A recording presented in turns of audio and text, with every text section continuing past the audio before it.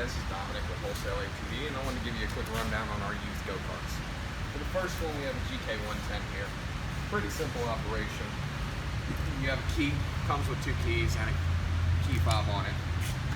The main procedure is you're going to put that key in the ignition, turn the key, and it starts right on up. Now these are automatic. All you're going to have to do, that's in drive, neutral, and reverse. Turn it off like that. Here's your Ebrake, it's right there. And you have lights over here, brights and lights on switch. Pretty simple operation, not too much. On the back of the motor, like the others, we have a choke. Your choke lever is going to be on the right side of the motor, and like usual, down is going to be choke off, up is going to be choke on. The only time you're going to need to use that is when it's on rough starts. So say it's cold and it doesn't want to start up too well, you're going to want to put that choke on, start it up, let it idle for a bit, give it a few revs, and then flip the choke down, and then you should be good to go. This one also has a fuel cutoff switch. So if you're going to be leaving this sitting for more than a week to 2 weeks without using it, you're going to want to turn the fuel switch to off. Now when you turn that fuel switch off, gas can't run out of this gas tank into the carburetor.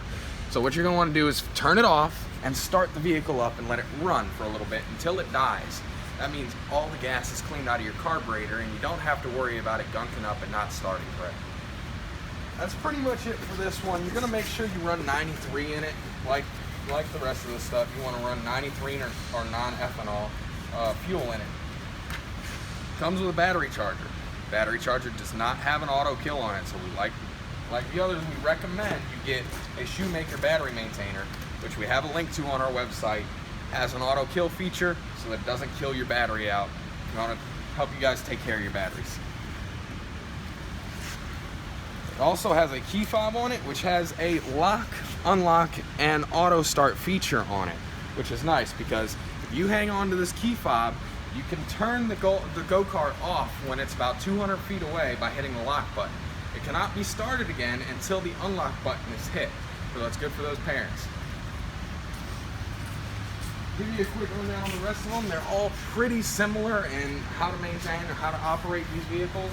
They all have that that ignition switch right there. You're going to want to turn that while holding the brake down on this one to start it. Same choke lever. Down is choke off, up is choke on. Make sure you run 93 in it or non-ethanol. Oil is going to need to be changed on all these go-karts after the first tank. So you're going to run through that whole first tank of gas and then it's time to change the oil. Why? Because it's got braking oil in it. So 1040 ATV oil, 4-cycle oil is what you're going to want to use. And these go-karts only take 3/4 of a quart, so not even a full quart. This one has the shifter in the center as opposed to on the side. It's an automatic, so you just put it in front, drive, and it goes back into neutral, back into reverse. All you gotta do. I can give you a quick, show you this one over here. This is a very popular model. Exact same procedure. Key in the ignition switch, foot on the brake, and turn the key. Your shifter, put it into drive, is over here. You have your drive, neutral, and reverse. Gas tank is right here. Make sure to run 93 or non-ethanol in it. Choke lever on the right side of the carburetor. Down is choke off, up is choke on. You have your silver fuel switch right here for if you're going to be leaving it sit for more than a week to 2 weeks. Make sure to remember to cut that fuel switch off and run it until it dies so that carburetor gets cleaned out. Your battery is right here and your fuse box is on top. Now remember guys, these fuse boxes are connected to the hot wire off the battery. So if you notice that when you turn the key and nothing goes to try and start and it will not start, won't even make any noises, it means that fuse is most likely blown. And that's on every one of these go-karts. So you pop open that fuse box and there's an extra fuse in there, just slap that in there and it should start right on up. This one is the Jeep Auto. Its gas tank is just like the others in the back. Make sure to run 93.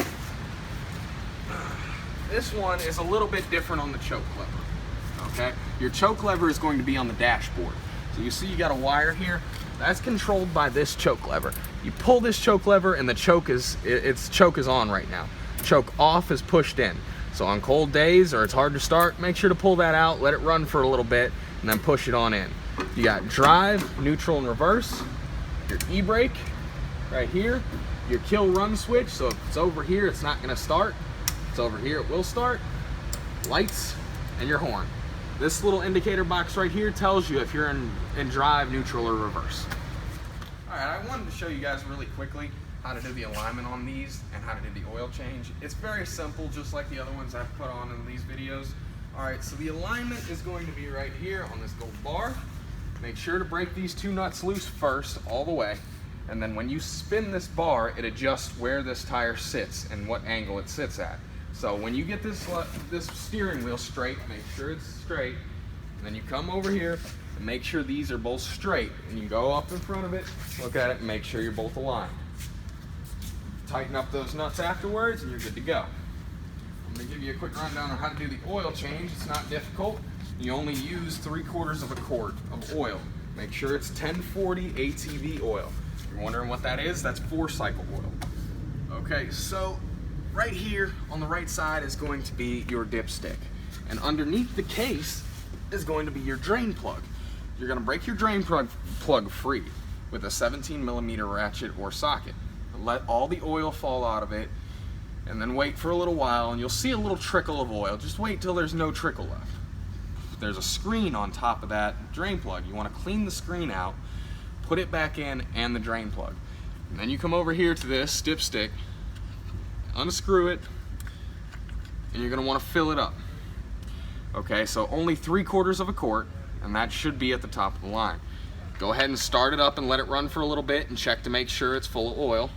Put that dipstick back in, and you're good to go. I also want to show you guys something else real quick. You do have a speed limiter on every single one of these go-karts. So if you come over here behind the gas pedal on each one of them, you're gonna have a screw. And this screw right here can be adjusted so that the brake pedal, the gas pedal, can only go so far down. Okay, so you adjust that screw to set your speed limit.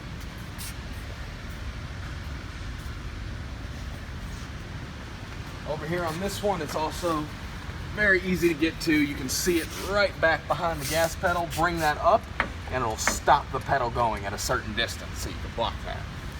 Over here with this little one, it's got the same thing behind the gas pedal.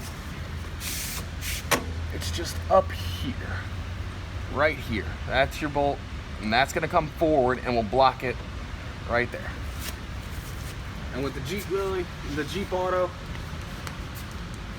it's also got one. I'll pull this down, you can see it, it's right here. So you extend that out and it'll stop where you want. Alright, so this concludes our youth go-kart models. We have more models, but I just was doing a quick basic rundown of the operation on maintenance on how to use these. They're all very the same and you shouldn't have a problem with any of them. You guys have a good day.